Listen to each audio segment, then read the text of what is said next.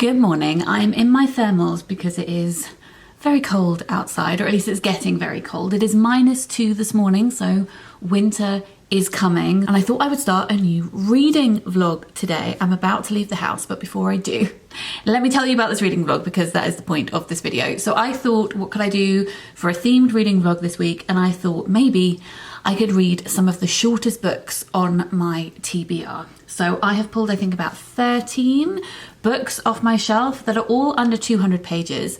A couple are under 100 pages. I have excluded short story collections and poetry collections and picture books because otherwise all of this pile would fall into those categories. So I'll talk through these very briefly and then we can get kick-started with the vlog. I'm very excited today because Lauren from Lauren and the Books is coming to London. She is here to film a video with the lovely Emma, lots of lovely people, over at Drinking by My Shelf, but she also runs the Pam Macmillan BookTube channel. So they are filming a video together at Kenwood House, and I was talking to Lauren the other day and I was like, wait, you're coming to Kenwood House? That's Hampstead Heath. That's right next to me. So I am going to go for a walk with Lauren before she meets up with Emma to film. And then because neither of them are very familiar with Hampstead Heath, and I, especially in the past 18 months, now know it like the back of my hand, we're going to go and meet Emma, and then I'm going to take them both to Kenwood House and wave farewell. And I'm very excited to see them both. I see Sana, who is also a booktuber, and I will link Sana's channel down below, and we go for walks occasionally. She is my nearest pal. But apart from Sana, I haven't seen anybody since August, so I am very excited to see a friend. I'm very excited. So we will go for a very cold walk, and I'm going to wrap Lauren's Christmas present. Let me very elegantly bend down. Sorry, that is very noisy. I made some wrapping paper with potatoes and paint like I'm a 3-year-old. Love it. So I think in this video I might make more of this paper. Not that it's very high tech, but show you how I make that because I need to make more so I can wrap more Christmas presents. But I'm going to wrap hers so that she can take hers home in the car, and I've also made some gingerbread cupcakes for her and David so she can take those home. So I'm very excited about that. But before I leave the house, let me start this vlog, as I said. Well, I'm already starting it, you know what I mean, and show you the shortest books on my TBR. I'm not going to get to all of them this week, but hopefully a fair few. I'm hoping I can read one a day because they're all very, very short. I think if I read for maybe an hour and a half every day, if I could squeeze that in, then I could probably read one a day, but we'll see how we get on. So this is The Hearing Trumpet by Leonora Carrington. Leonora Carrington is one of my favorite painters. She is wonderful. Let me insert a painting here called The Giantess, which is my favorite by her. Her writing is quite like Lewis Carroll, and this one I think in particular is very like Lewis Carroll. I haven't read it, so that's on the TBR. I'm not going to go into too much depth about these because I'm going to talk to you about them when I get to them. This is The Archive of Alternative Endings by Lindsay Dragar. It's about tracking Hansel and Gretel as characters every 75 years. I mean, that sounds right up my street. Next, we have a Brazilian novel called All Dogs Are Blue by Rodrigo de Souza Leao, and this one has been sitting on my TBR for too long. This one is published by And Other Stories, is translated by two people, Stefan Tobler and Zoe Perry, I think. Yes. And this is a novel, but very much inspired, I believe, by the author's own experiences in a psychiatric ward. So there is that one. Then we have a more recent purchase. This is Amos Tutuola, and this is My Life in the Bush of Ghosts. This is written, I think, in the 1950s, and he wrote very much folklore-inspired stuff. It says that this is about a small boy who wanders into the heart of a fantastical African forest. This next one was also written in the 1950s, and it was a cover buy for me. This is Jaguar Nana by Cyprian Ekwanezi, and this is about a woman called Jaguar Nana who is trying to raise money for her boyfriend's education, and then tragedy strikes. It's set in Nigeria. This is a translated book. We've got Falling is Like Flying by Manon Uphoff, and this one is a woman who's delving back to her childhood at the age of 69 after her sister's death, and it's translated from the Dutch by Sam Garrett. Another translated book, we've got Child of Fortune by Yuko Tsushima, and I read her book Territory of Light last year and absolutely adored it. This is translated from the Japanese by Geraldine Harcourt, who was also the translator of the other book that I read. It says, Coco won't do what is expected of her. Defying her family's wishes, she has brought up her 11-year-old daughter alone in her apartment. Somebody Loves You by Mona Arshi is a very recent release. This is a proof copy I was kindly sent. I love this cover too. This is about a young girl called Ruby who has stopped talking. This next one is also one that's been sitting on my TBR for far too long. It's by Tahar Djaout, who's an Algerian author, and this is The Last Summer of Reason. It is a novel that he wrote, but it was published posthumously because he was assassinated by an Islamic fundamentalist group. And this was found in his possession after his death, so it's been translated and published, translated from French by Marilyn de Jager. And this is about a bookseller in Algeria who is worried about extremism and protecting his shop. This by Aimee Nezhukumatathil is a piece of non-fiction called World of Wonders in Praise of Fireflies, Whale Sharks and Other Astonishments. We've got a middle grade book here called Lark by Anthony McGowan, which is about two siblings called Nick and Kenny who are waiting for a visit from their estranged mum.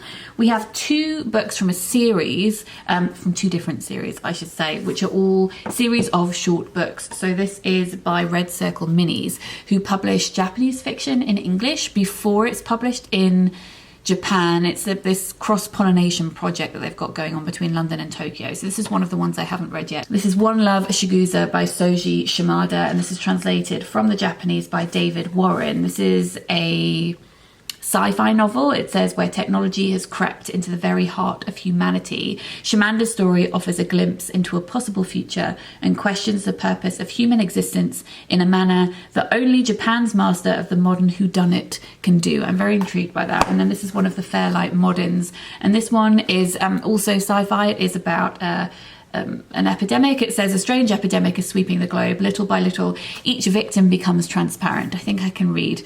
I can breathe a sigh of relief and read something like that, and I think that's okay. Little by little, each victim becomes transparent, their heart beating behind a visible ribcage, an intricate network of nerves left hanging in the air. This is The Therapist by Nial Giacomelli, and that just sounds really, really intriguing. And then finally, by Premi Mohammed, we've got The Annual Migration of Clouds, and this is inspired by climate crisis, and it is about climate disaster, but then it has this element about a fungi that can invade the bodies of people and then alter their minds. So we're mashing lots of different things together. So those are the books that I'm going to be reading from this week. I'm really excited to get to these actually, because some of them, I think because they're so small and thin, when I'm looking over my shelves, sometimes my eyes just pass over them. So I'm glad to do this themed reading vlog and get to some of them sooner than I would otherwise. But now let's go for a walk and wave hello to Lauren. I don't know how much of that I'm going to film, but I'm sure I'll get a clip of something out in the cold if my phone doesn't stop working because it's too cold.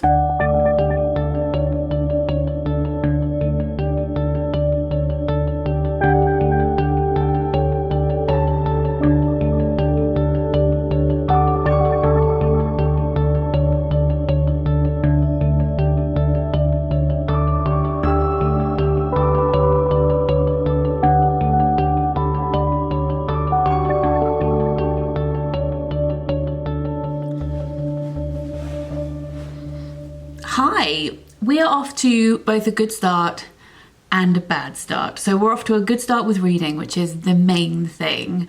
The bad start is just a false start and it's fine. Yesterday I sat down to do a time lapse putting up a small Christmas tree that I bought from Bloom and Wild. I did this last year. I will insert a clip of that here. And I got another one of their little trees this year, but unfortunately it was supposed to come with baubles and lights, and there are no baubles and no lights. It's just the tree. I'm gonna have to call them. Okay. Sorry, Baba. That's okay. Let me see what we can do. Okay. So you, it was the Starry Night, wasn't it? That's right, yeah. And it was a gift for myself, so no one else is disappointed. Don't worry, it's fine. Their customer service was so lovely. I feel bad that they have to send me another tree instead of just sending the baubles and the lights separately, because apparently they can't do that, but it wasn't my fault that I guess the lights and the baubles didn't arrive in the first place. But when that does arrive, I will do a proper time lapse then where we can put the tree up.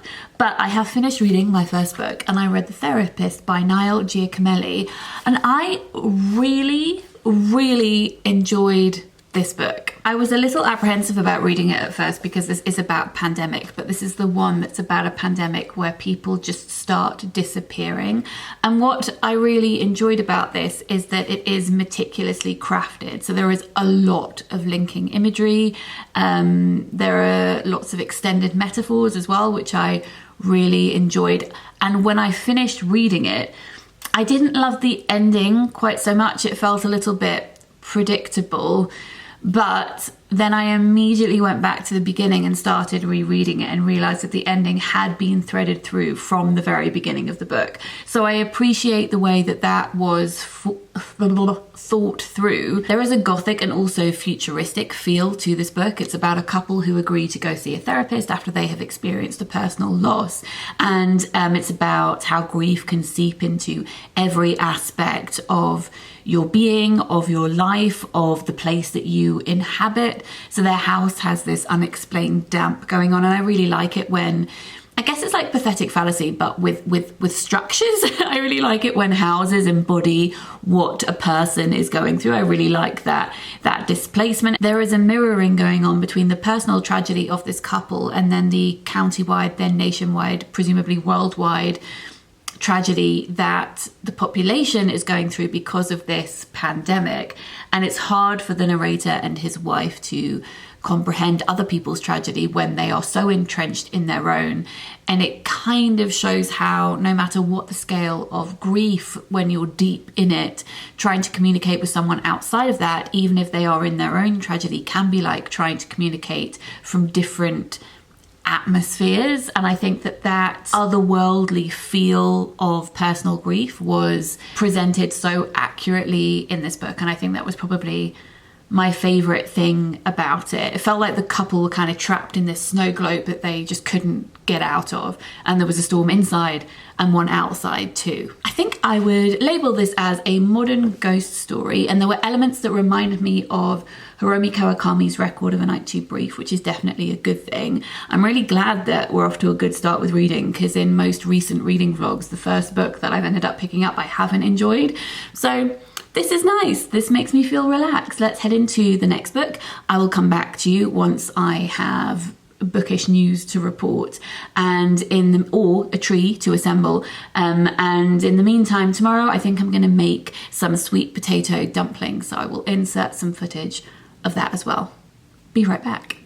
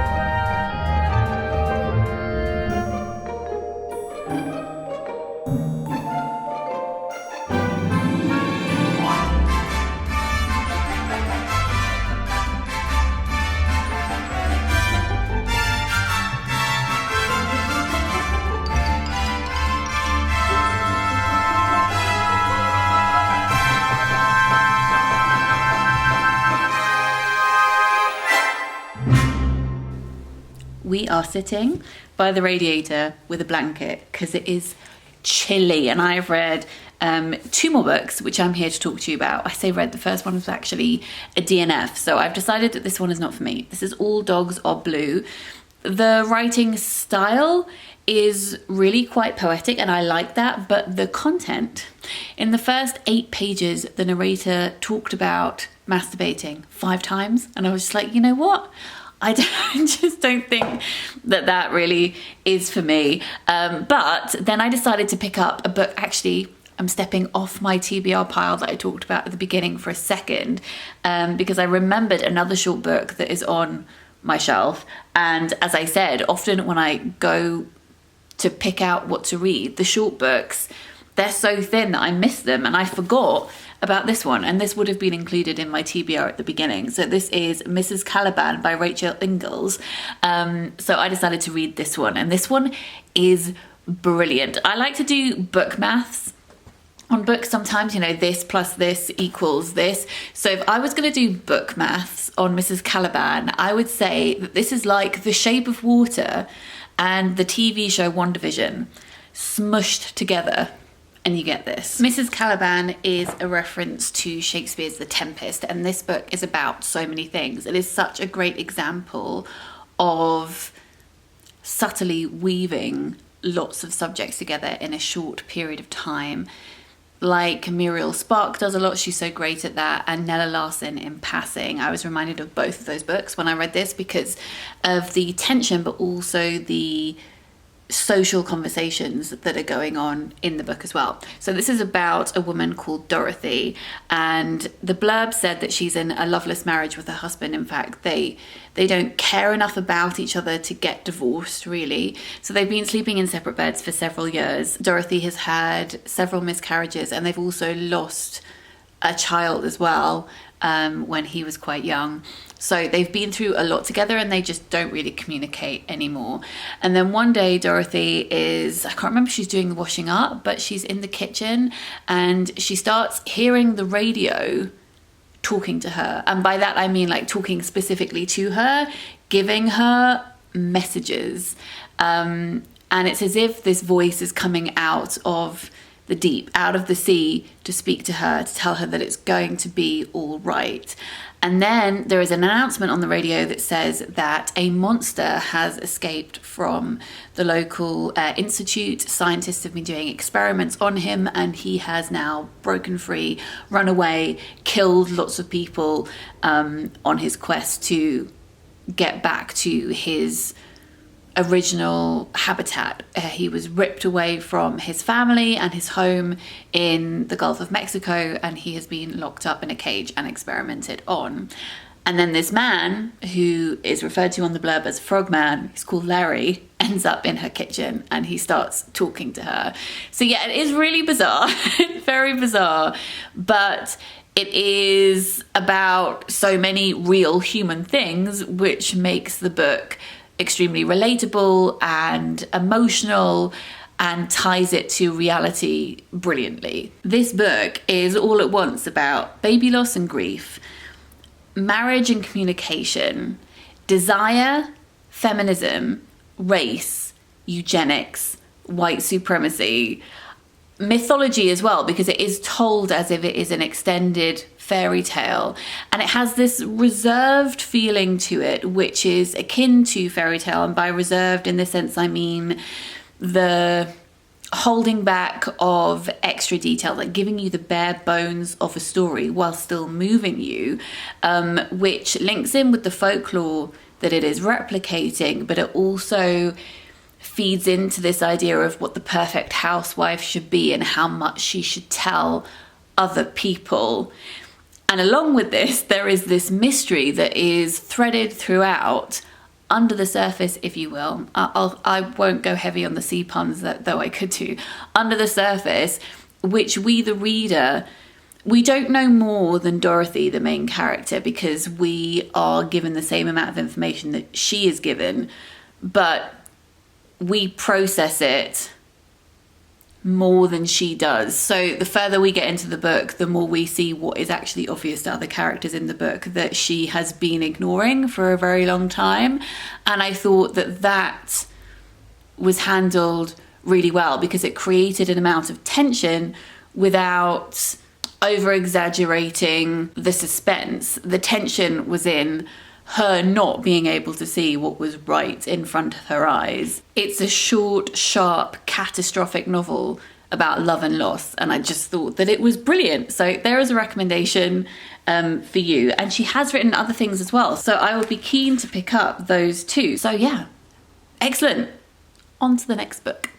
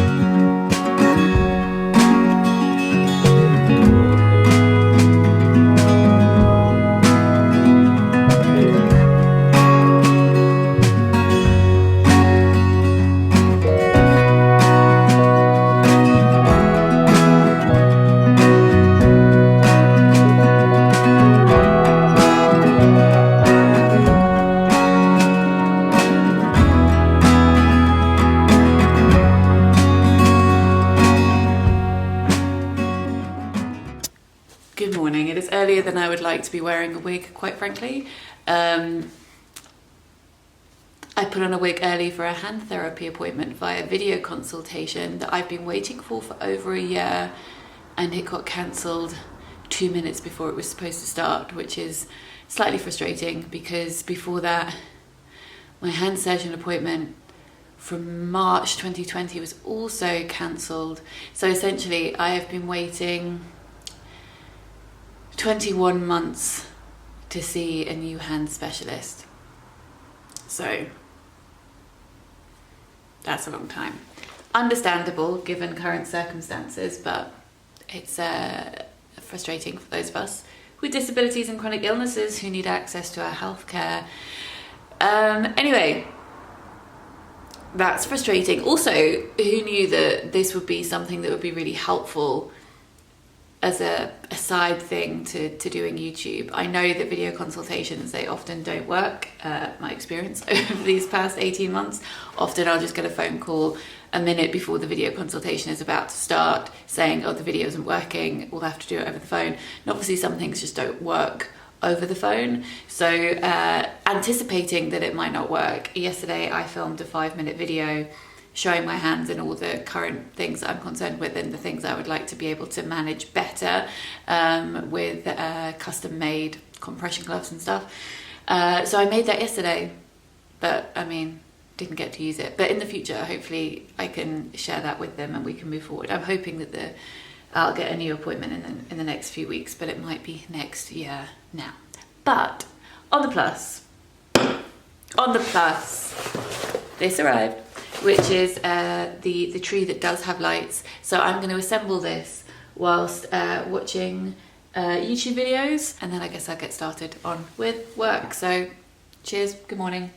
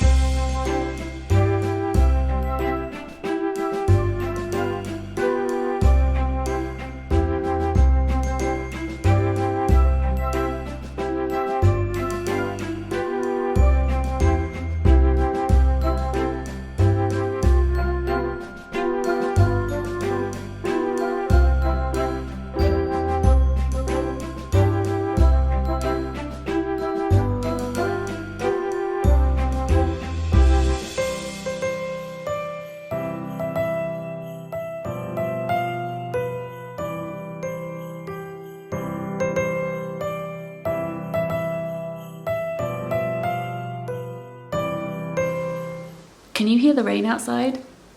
It is raining a lot right now. I have just finished work and I'm going to start making some wrapping paper, which I'll show you in a second. But before I do that, I read this last night, so let me briefly talk about it. This is One Love Chigusa by Soji Shimada. This is translated from the Japanese by David Warren. This is not a book that I enjoyed, sadly. It is sci-fi. It's set in the year 2091 and is about a man who is in an accident and then essentially becomes part cyborg because they need to replace a lot of his body parts with electronics. And there is something quite robotic about the way that this book is narrated. I didn't feel really that was supposed to be indicative of his mindset now that his body is mostly machine. It just felt as though there was some kind of lack of fluidity, either in the original writing or maybe in the translation. I will never know which one because I don't have both of those to hand. But it held me at a distance and not in a way that felt deliberate. It also, I think, nearly erred on the, oh, you're in an accident, you have lots of injuries, it makes you hate the world, makes you really bitter. And that's this weird disability stereotype, which I don't particularly like. That wasn't the main theme of this book, but it was definitely hovering around in the background. And when he wakes up and he is changed, he then also sees the world very differently. But a lot of that turns into objectification of women and hating women. And some of that is explained because of the direction that the plot goes in. But some of it is not. And it just felt like a weird commentary. Too much discussion of women's bodies and how women's bodies should or should not be, which I didn't like. It also has insta-love in it and kind of that manic pixie dream girl trope, and I was not getting invested in any of that at all. And I saw a review that said this book will break your heart, but my heart was never invested, so it could not be broken. Sorry. So that was a bit of a disappointment, not one to write home about really. So let's stop talking about it and let's instead make some Christmas wrapping paper with potatoes and paint like I'm a toddler, because that sounds like fun. I'm going to go ahead and guess that you probably don't need me to give you a step-by-step instruction guide as to how to make wrapping paper using brown paper, paint and potatoes. But let me give you my top tips. My top tips are that you can make 2 stamps out of 1 potato, which is probably a very obvious thing to say, but worth saying. When you are cutting out your stamp, your shape of choice, obviously be very careful, but make sure that the stamp sticks out quite a lot. It'll make life a lot easier when it comes to stamping the paper. And also my last tip is that when you are stamping, I would apply the paint with a brush rather than dipping the potato in the paint, because that will mean that 1, it will dry quicker, but 2, it also just looks better if there is less paint on the potato. And afterwards, obviously you can wash off the potato and throw it in your compost. And that's just great. So I decided to make a tree and then put green paint on that and stamp that on. And then I decided to make a star and use blue paint to stamp that. And then I went back in later with the tip of my paintbrush handle to dot yellow dots on top of the Christmas trees to indicate some kind of star. So whilst I'm showing you this footage, I thought it would be a great time to tell you about the sponsor of today's video, which is Skillshare. I have been working with Skillshare pretty much since I started my channel years and years ago, because I think that what they do is great. Skillshare is an online learning community and they have classes on anything you can think of, including craft-based things, which is why I'm mentioning it whilst doing this wrapping paper. So they have lots on illustration and calligraphy, both hand drawing, but also using different computer programs if you're looking to try and branch out in different areas, either for fun or as a skill that you would like to learn that you can maybe apply elsewhere. They have classes on how to look after your houseplants, interior design, how to build a website, how to bake, and all of these classes come at different skill levels, so you can slot in wherever you feel the most comfortable. All of their classes are broken down into manageable chunks, so you can slot them into your day. I will leave a link at the top of the description that Skillshare have given to me to give to you, and the first 1,000 people to click on that link will get a free trial of Skillshare. 2 classes that I wanted to highlight. There is a writing class run by Roxanne Gay. Yeah, I don't think I need to say more than that. I feel like that sells itself. And if you're thinking of doing something crafty over the holidays, a class that I have my eye on is called Find Your Style, 5 Exercises to Unlock Your Creative Identity by Andy J. Pizza, which is an amazing name, which is all about how to find out how you would like to express yourself and what your style might be, what that might look like. So check out the link at the top of the description box. Thank you very much to Skillshare for sponsoring this video.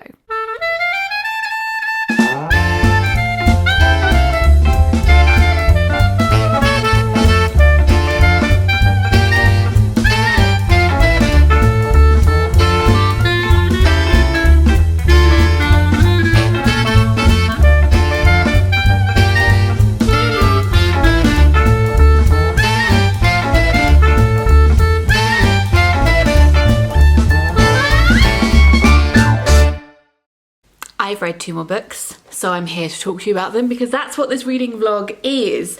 And I liked both of these. They didn't blow me away, but I enjoyed them. So first off, I read The Archive of Alternate Endings by Lindsay Dragar. And this is a very experimental novel that takes the fairy tale of Hansel and Gretel and tears it apart a bit and asks, which is something that I'm fascinated by, what has been removed from the story depending on who happens to be telling it. So it is thinking about Hansel and Gretel perhaps as being a story where 2 siblings are thrown out of the house because their parents find out that their son is gay and they do not want him to be in their house anymore. So the 2 siblings then go into the forest and then try and find a home elsewhere. So is it about being abandoned and then looking for found family? Can it be a queer story? And what would that look like? And why was that erased over the centuries of it being passed down through the generations? So that is the premise, and then we tie it up with Halley's Comet, and we look at the relationship between the Brothers Grimm as well. We also look at the AIDS crisis. There are lots of things going on in this book. It is told in a very fragmented way. We jump between the centuries, but always following this thread of a story. And what's fun about choosing a tale like Hansel and Gretel is that there's so much imagery in that, because it's like you're tracing the breadcrumbs of the fairy tale throughout the centuries. There is a shell on the front to show the nature of things turning back in on themselves, history repeating itself, the history of queer trauma, the history of the erasure of queer voices, the stories that we inherit as part of our social consciousness when it comes to the heteronormative nature of the history of folklore. I thought that what this book was trying to do was really, really wonderful. And there were some parts throughout the book that I thought, well, this is absolutely amazing. But there were some parts that I felt less certain of, but still admired. And I have found that with many books in the past, especially experimental books, like with Lily Huang's The Evolutionary Revolution, or Jennifer Calkin's A Story of Witchery, where an author is really pushing themselves and the boundaries of this storytelling form and trying out new things. And I think we all experience that when reading these types of books, that sometimes we think, wow, this really resonates and this works, and some parts we maybe feel less certain of.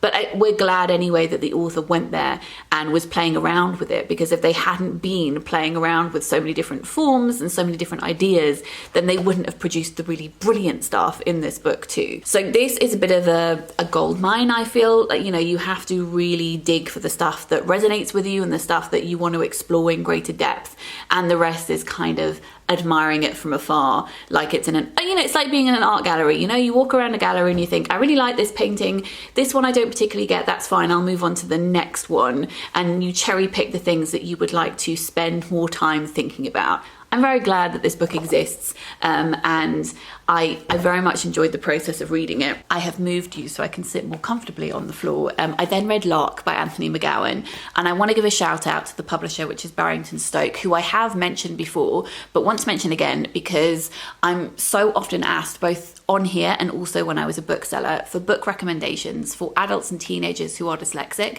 because so often frustratingly you have to make the choice between reading something that is maybe more difficult to read and takes longer but you're interested in it, or reading something that has a different target audience and you're just not interested in the story, which is really a boring decision to have to make. So what Barrington Stoke do is that they publish, this is part of their teen imprint. So this is a book for teenagers, but it's written specifically for teenagers who are dyslexic. So the word choice is slightly different, but also the font too is scientifically proven to be easier to read if you are dyslexic. So check out what they have to offer.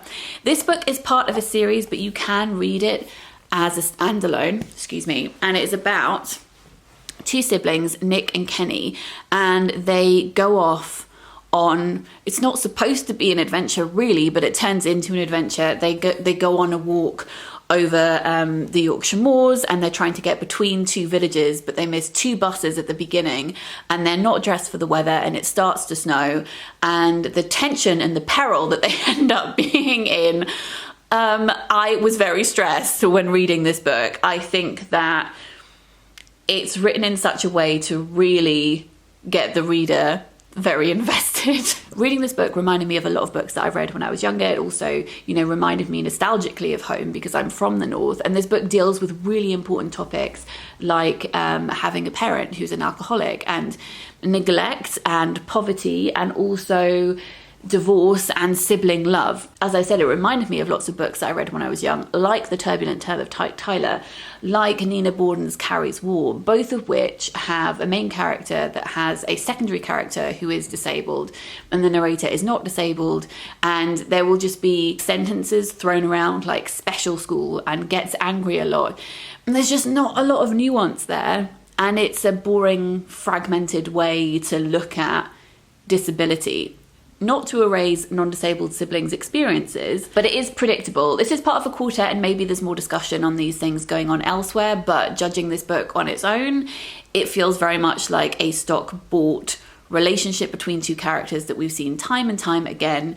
Puts us firmly in of mice and men territory, and I would like us to shimmy far away from that. Another book down, another 2 books down, and I will come back to you when I have more to report. And tomorrow I think I'm going to make some soup, because 'tis the season for soup. So let's have a time lapse of that, because time lapses are always just so satisfying. I wish it was as quick to make things in life as it is when you fast forward them at 20 times speed.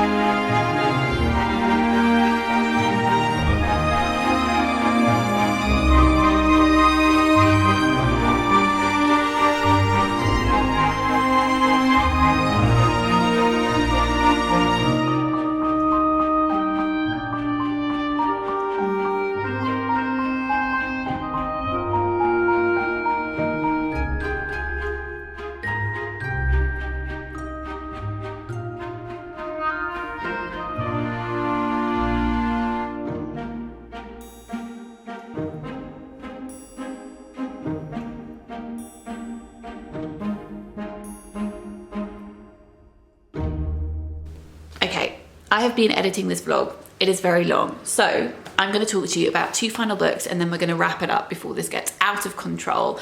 I read The Annual Migration of Clouds by Premi Mohammed. And this is tricky because I think I would have enjoyed this if I read this when I was 19. I think I really would have enjoyed it. If I had to do book maths on it, I would say it's like The Giver by Lois Lowry meets Annihilation by Jeff Vandermeer meets Pet by Akwaeke Emeze. I would say character-wise, Pet, it's most similar to that, but world-building-wise, it has similarities with all 3 of those texts. And I think it's a really good book, this one, to recommend to someone who is 18, 19, who is maybe sick of plot-heavy post-apocalyptic dystopias and wants something that is a little bit different. It says on the back that this is hope punk, and either my understanding of hope punk is completely wrong or this is not hope punk. I found this book really quite depressing, which is not a bad thing. I love depressing books, but I wouldn't describe this as hope punk to somebody else.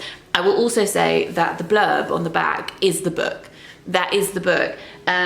We start reading it and our main character has just received a letter offering her a place at a university.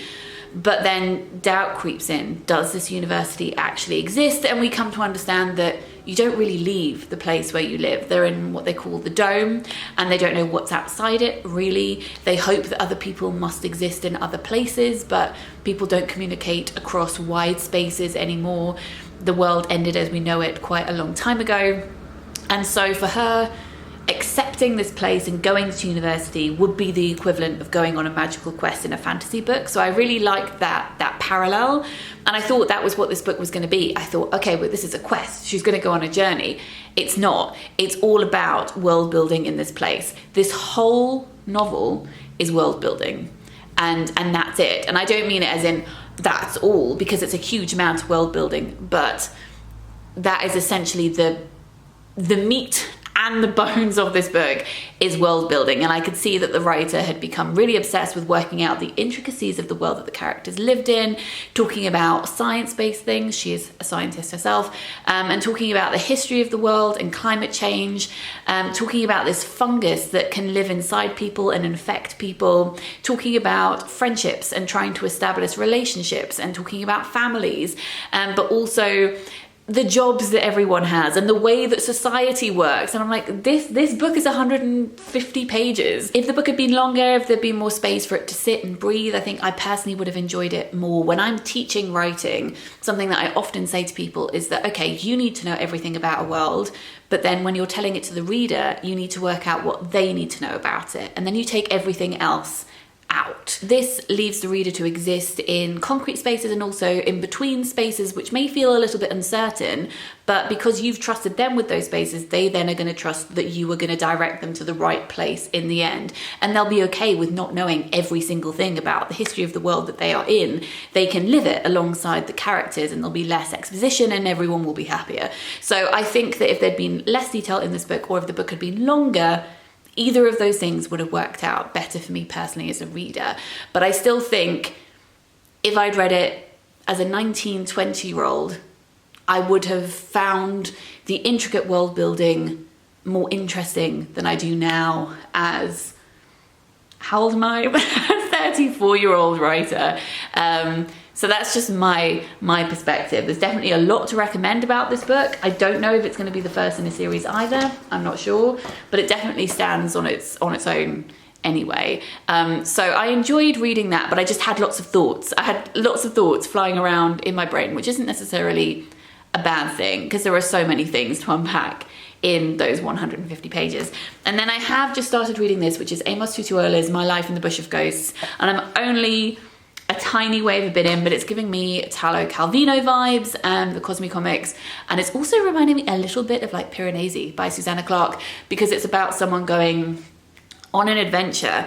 And something that I adore, which you may know if you have read any of my books really, I love folklore imagery, especially things to do with colours and multiple colours. So in one of these scenes, the narrator has gone into this space where there are 3 doors and there are ghosts behind each door. So there is a copper ghost, a silver ghost, and a gold ghost. And I don't know why these things just thrill me, but they really do. And he really wants to go to the copper ghost because the copper ghost is making amazing food that smells great. But the other ghosts are trying to tempt him by doing clever things with the light that is coming out from their bodies or their not bodies, including the silver ghost, who shines a light onto the protagonist so that he can count how many bones are in his body. And he's like, this is really cool. I like being able to see these things.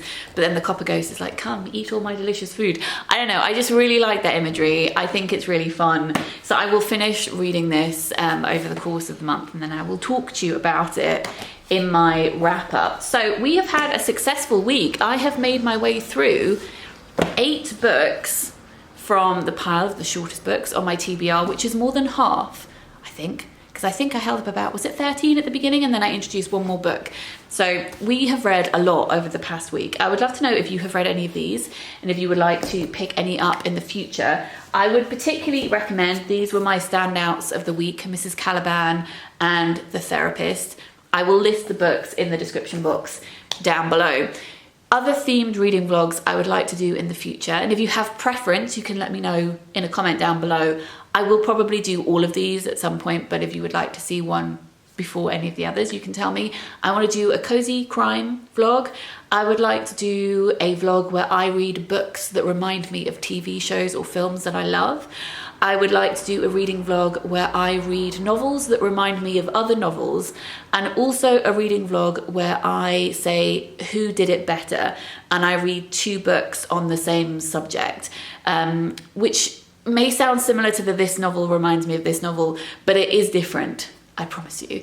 Thank you very much to Skillshare for sponsoring this video. Don't forget to check out the link at the top of the description box down below. I hope you are all having a good week, and I will speak to you all very soon. Sending love. Bye.